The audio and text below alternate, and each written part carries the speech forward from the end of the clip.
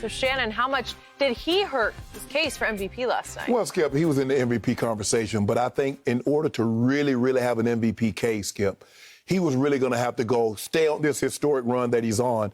And the Warriors was going to have to move from the 9th spot somewhere maybe around 5 or 6 for him to really, really be in the MVP discussion. Mm-hmm. I just don't think we can have that discussion with a guy that's in the 9th spot. I just don't think, he's playing unbelievable. I won't discount that. But to have a serious discussion, when Kobe went on that great stretch, when he had the 62 by 3 quarters and 81, Skip, he finished in the 7th spot. He was 4th. Steph is in the 9th spot. You talking about actually winning the MVP? So for me, I just didn't see it. Look, and Yoke, since Jamal Murray's been out, Skip, he's 4-0. And Joel Embiid has lost some ground because they haven't won since Ben Simmons has been out. But it wasn't his fault last night. No, he almost made a circus. He almost made a circus. We'll talk about that in a few minutes. But he went 38 and 17 and made 2 threes. But Yoke is not losing. Nope. And he's still putting up phenomenal numbers without Jamal Murray. So I just think, Skip, in order for us to have a serious discussion about Steph Curry and the MVP, they're going to have to probably win. They got 13, 14 games. They were going to probably have to go 10-2, 11-2, and somehow get to the 5th or 6th seed, but he was going to have to stay on this historic run. But, MVP discussion, but to be 1 through 4, I don't think we can have that discussion with him in the 9th spot. Okay, so I thought last night going into that game at Washington, Steph was on the edge of the MVP conversation, just on the edge.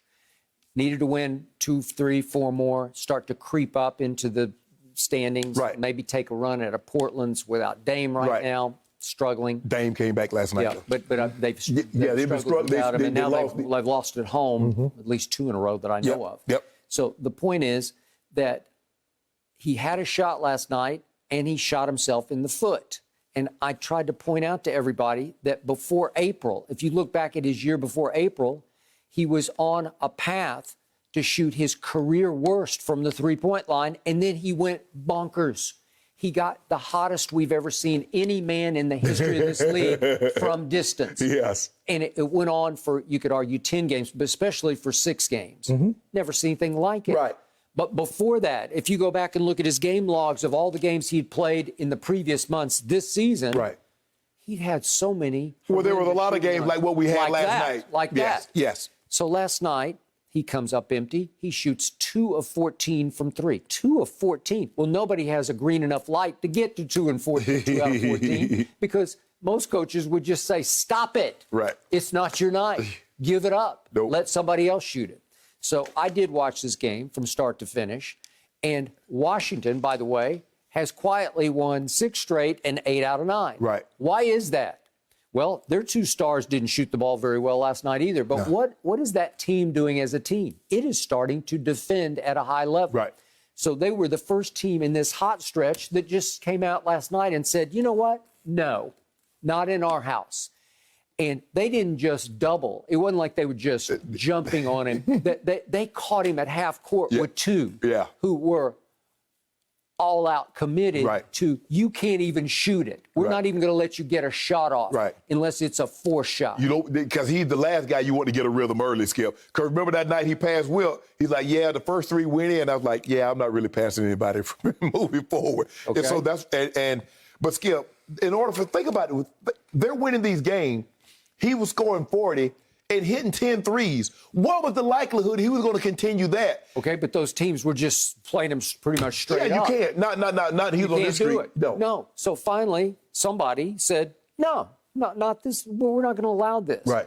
If the others all beat us, let Kelly Oubre come off the bench and score 40. He wanted to go. He wanted to score. He could. Okay, and Kelly Oubre had a big game last night. He did. So then what happened down the stretch? You realize Golden State was in complete command of this game. Complete command. Skip, they went up by 11 points. They called Steph was on the bench. Get this normal rest. He normally take about 6 minutes in the 4th quarter. Yep. They were up 11. Yep. Skip, I turned, and I said, well, they got this one in the bag. Skip, I turned back, and I'm like, hold on. How y'all down? What happened? But, Skip, you going to tell me Russ going to get 14, 20, and 10, and Bradley Beal going to start to...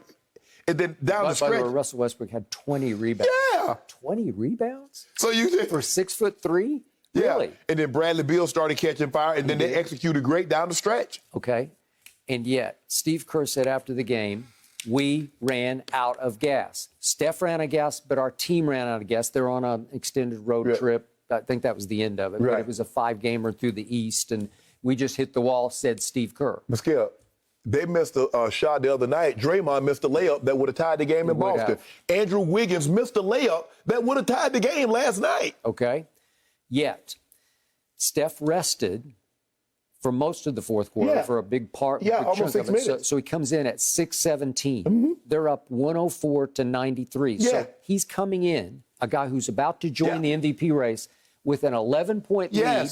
Well, don't you have to close that deal? That's why I turned it. I said it's over. I said if Steph gonna come back in. So from that point to the finish of the game, he took 4 more 3-point shots. If we could see those 3-point shots, he made none of them. There's the first one. Not a bad shot.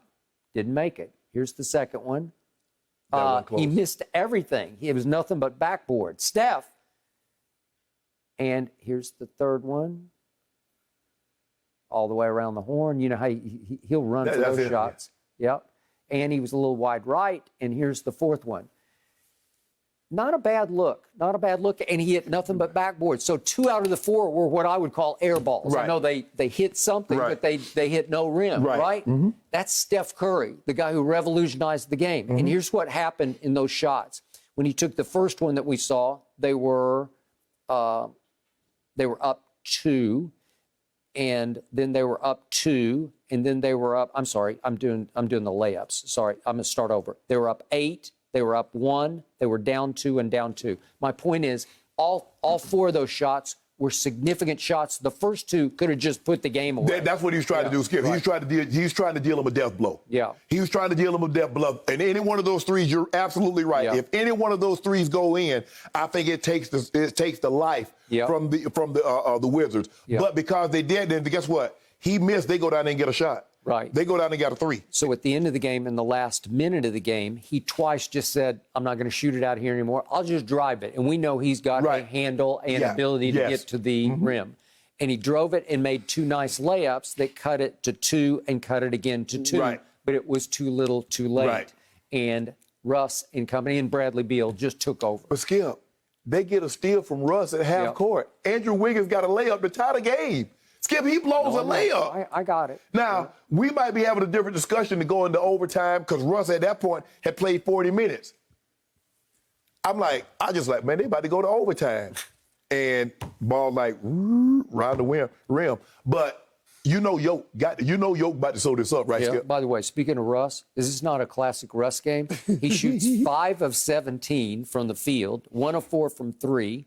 He scores only 14 points. He gets 20 rebounds and 10 assists and has a triple-double that's sort of an old Jason Kidd-style triple-double, where the points are very low. But 20 rebounds? 20 is impossibly great. Oh, so look, that's 20 rebounds. That's all guts, all effort. Yeah, I mean, look, we see big guys. I mean, Clint Capella seems like he get a 20-10, and Rudy Gobert get 20 rebounds. But Skip, we hadn't seen a whole lot of 6'3" guys get 20 rebounds in a game, and he's had these on several occasions. Yep. So you still got him in your top 15, or you want to make? How about 16? No, 16. He dropped to 16 on Shannon Sharpe's all-time list. No. Top. I tell you what, he won enough title MVP. He gonna be top 10 for me. Well, I don't care what he's doing during the regular season because I care about the post. Well, then don't you mention Paul George? You better not mention Paul. I better hear you hear Paul George or 13. Whoever put Paul George in Steph Curry's same sentence. You were the one that hyped him up. Did you see PG? Did you see what PG did? Okay, don't mention nothing about PG. He's actually played better this regular season than Steph Curry has. But that doesn't matter. I don't care. I agree. It does not matter. Okay, then. He's got to be playoff P, not pandemic P. Yeah. Okay. Okay, then. So now don't mention nothing about those. Did you see those Clippers, Jenny? Did you see the Clippers? Did you see what the Clippers did last night? There you go. There you go. Thank you for watching. You can subscribe here to get the latest from the show, and be sure to check out more of the best clips from Undisputed, or go watch a few other segments from our other shows on FS1.